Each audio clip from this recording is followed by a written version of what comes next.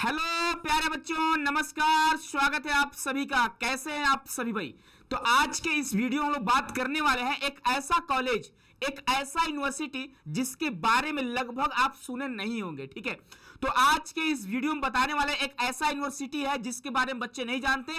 वो BSc BEd और BA BEd का कोर्स कराती है, लेकिन वो भी बच्चे RICEE के थ्रू। शायद आपको नहीं पता होगा, आप लोगों को पहले से पता होगा NCET ITP के बारे में, जो बीए बीएड, बीएससी बीएड और बीकॉम बीएड कराती है। और RICEE के बारे में आपको पता होगा, जहां से आप RI भोपाल जा सकते हो, RI अजमेर जा सकते हो, RI मैसूर जा सकते हो। ठीक है, तो इस तरह के आपके RI भुवनेश्वर हो गया, यहां पे आप जा सकते हैं और वहां से बीएड हो गया, एमएड हो गया, फिर बीएससी बीएड या फिर बीए बीएड का कोर्स कर सकते हैं। लेकिन आज मैं आपको एक ऐसे यूनिवर्सिटी के बारे में बताने वाला हूं जिसके बारे में शायद आपको नहीं पता होगा, और पूरी तरह से डिटेल में हम लोग जानेंगे न्यू एडमिशन प्रोसेस क्या है इस यूनिवर्सिटी के लिए और वो कौन सा यूनिवर्सिटी है। तो अगर आप होंगे नए हमारे चैनल पे तो बच्चे चैनल को सब्सक्राइब कर लीजिएगा और बेल आइकन को आप लोग प्रेस जरूर कर लीजिएगा, ताकि कोई भी आए अपडेट तो सबसे पहले आप तक पहुंच सके। ठीक है, चलिए तो हम लोग बढ़ते हैं आगे बच्चे। तो यहां पे पहले हम बात कर लेते हैं, अगर आप लोग RICE का प्रिपरेशन करना चाहते होंगे तो आप सभी को पता होगा कि आपका एग्जाम जो है बच्चे वो 29 जून को दिया गया डेट, लेकिन डेट एक्सटेंड हो सकता है। तो आप सभी के लिए टारगेट बैच आ चुका है जिसका नाम है टारगेट बैच। अगर आप RICE का तैयारी करना चाहते हैं किसी भी ग्रुप का, ठीक है, चाहे ग्रुप 1, ग्रुप 2, ग्रुप 3, आपको पता होगा है ना, तो आज ही कॉल करिए इस नंबर पे, या फिर आप प्ले स्टोर से CUET कॉन्सेप्ट ऐप को डाउनलोड करके जुड़ सकते हैं। और जो आपको बच्चे फी पेमेंट करने होंगे, मात्र 599 रुपए आपको पेमेंट करने होंगे और आप जुड़ सकते हैं और RICE का प्रिपरेशन कर सकते हैं। ठीक है, चलिए तो हम लोग बढ़ते हैं वीडियो में आगे। तो यहाँ पे पहले मैं आपको दिखा देता हूँ, एक नोटिफिकेशन आपको दिखाई दे रहा होगा RICE का। ठीक है, लेकिन एक्चुअली RICE का नहीं, अगर आप पढ़ोगे पूरी तरह से अच्छे से तो बच्चे यह जो है झज्जर हरियाणा में पड़ता है। ठीक है, अगर इसके बारे में पढ़ेंगे तो आप देखोगे state institute of advanced studies in teacher education is a teacher education institute established by government of Haryana. It is recognized by NCTE, यानी कि इसको बच्चे NCTE द्वारा, national council for teachers education द्वारा मान्यता प्राप्त है। New Delhi and affiliated from MDU, यानी कि महर्षि दयानंद यूनिवर्सिटी जो रोहतक हरियाणा में पड़ता है उसका बच्चे अफिलिएटेड है, जहां आप RICE के थ्रू जा सकते हो। लेकिन अगर आपको MDU में जाना होगा तो आपको NCET ITP के एग्जाम के थ्रू जाना होगा। ठीक है, ये तो आपको पता ही होगा, है ना। अगर यहां पे बात करेंगे तो बीए बीएड के लिए 30 सीट है, बीएससी बीएड के लिए बच्चे यहां पे 70 सीट आपको यहां पे अवेलेबल है।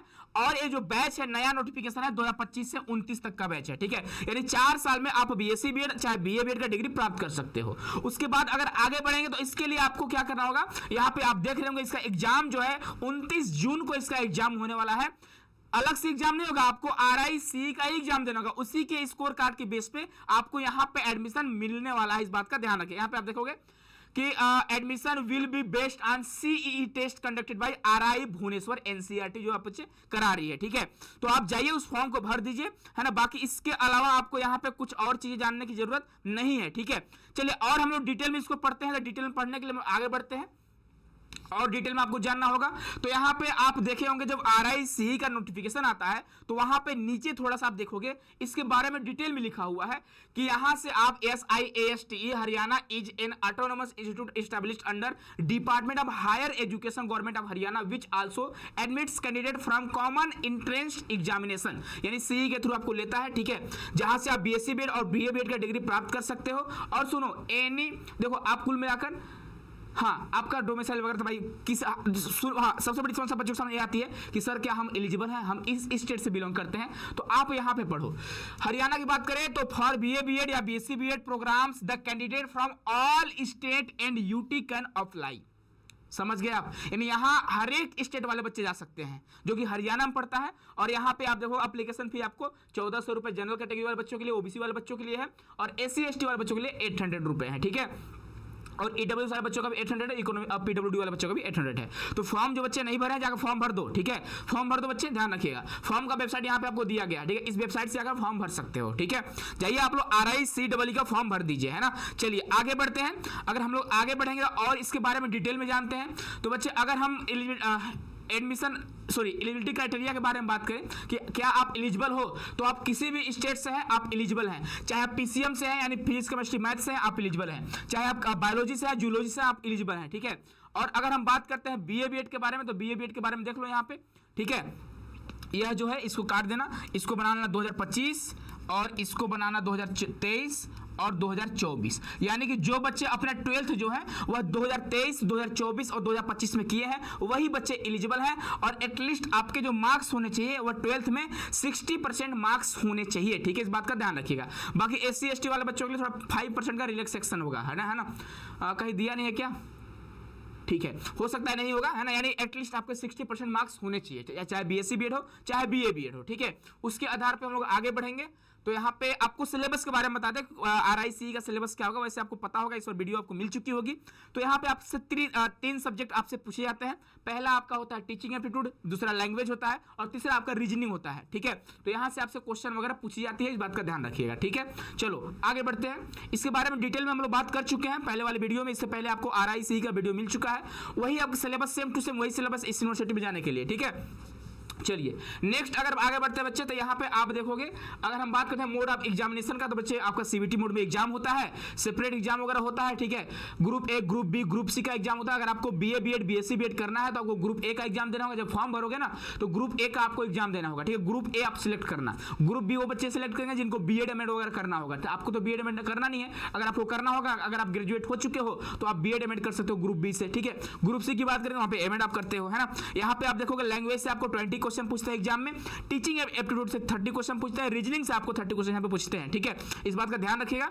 और अगर हम लोग आगे बढ़ते हैं, है ना, चलिए और आगे बढ़ेंगे, ठीक है भाई। और आगे बढ़ेंगे तो यहाँ पे एक चीज और आपको जानना है कि आपके यहाँ पे BA BEd ग्रुप A, हाँ ठीक। अब सुनो, जब आप RICE का फॉर्म भर रहे होंगे ना उस टाइम पे आपको इस कॉलेज को सिलेक्ट करना होगा, तभी आप एलिजिबल हो, मतलब क्लोज काउंसलिंग है। लेकिन ऐसा नहीं है, ओपन काउंसलिंग में हुआ है लास्ट ईयर। मैं आपको दिखाता हूँ इसका डाटा, ठीक है।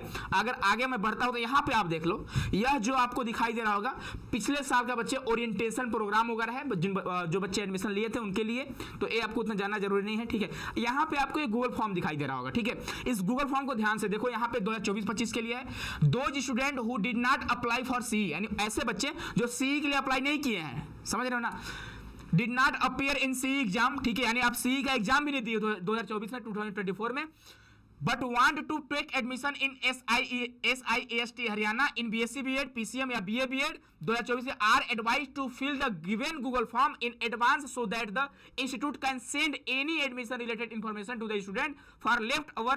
यानी कि कुछ सीटें जो खाली रह गया है तो आप सभी के लिए गूगल फॉर्म दिया गया है, तो आप अभी भी भर सकते हो। जो पिछले साल वाले बच्चे होंगे आप भर सकते हो, ठीक है। भर दो भाई, अगर क्या पता एडमिशन हो जाए, क्योंकि पिछले साल में सीट खाली रह गए थे कुछ। क्यों खाली रह गए? क्योंकि बच्चों को नहीं पता था इसके बारे में। और आपको, आप खुद सोचो ना भाई, आप हमारी वीडियो को देख रहे हो, इससे पहले आपको पता था? नहीं पता होगा, मुझे लगता है नहीं पता होगा। शायद ही कुछ बच्चे होंगे जिनको पता होगा, जिसके वजह से सीटें खाली रह जाती हैं। तो उनके लिए गूगल फॉर्म दिया गया है कि आप बता दो आपके 12th में कितने मार्क्स रहे हैं, उसके अलावा मोबाइल नंबर बता दो, आपको मैं कॉन्टैक्ट कर लूंगा, एड्रेस वगैरह बता दो, ठीक है। तो यहाँ पे बच्चे ये चीजें थी। और इसके अलावा और क्या आपको जानना है तो आप देख सकते हो BSc BEd के लिए कौन कौन से सब्जेक्ट वहाँ पे अवेलेबल है। तो physics, chemistry, mathematics, botany, geology, chemistry, ठीक है। ये सारी चीजें मिलेंगे। BA BEd के लिए भी आप देख सकते हो, ठीक है। BA BEd के लिए लैंग्वेज देखो यहाँ, BA BEd course is professional course and it's aimed at producing competent teacher of social science language, यानी लैंग्वेज से BA BEd कर सकते हो, ठीक है। चलिए आगे बढ़ते हैं। और सब्जेक्ट वगैरह शायद नहीं दिया है ना। चलिए अब यहाँ पे ये सारी चीज़ आप देख चुके हैं। अब सुनो, यहाँ पे अगर बात करते हैं हॉस्टल का, सर हॉस्टल है कि नहीं, तो ये सबसे बड़ी समस्या बच्चों के सामने ये थी, भाई हॉस्टल है, ठीक है, जाओ पढ़ो एकदम अच्छा। हॉस्टल भी ठीक ठाक है, उतना भी ठीक नहीं लेकिन हाँ काफ़ी ठीक ठाक हॉस्टल है। आप देख रहे होंगे, आपको सारा हॉस्टल दिखाई दे रहा होगा। इधर से भी सीढ़ी आपको दिखाई दे रहा है, इधर से भी सीढ़ी दिखाई दे रहा है, ठीक है। तो बच्चे सोचते हैं सर जा तो रहे हैं, हॉस्टल मिलेगा कि नहीं मिलेगा, तो हॉस्टल मिलेगा। हॉस्टल का फी भी आपको बता दें, ठीक है। तो यहाँ पे देखो, अगर हॉस्टल की फी की बात करेंगे तो सिक्योरिटी मनी आपको 5,000 देने होते हैं। इलेक्ट्रिसिटी बिल आपको 1,700 रुपये देने होते हैं, ठीक है। तो ये जो आपका मुझे लगता है ठीक है, both boys and girls presently boys hostel in functioning of government Nehru PG college, ठीक है। Hostel in front of college, ठीक है, बता दिया गया कहाँ पे लोकेशन है ना।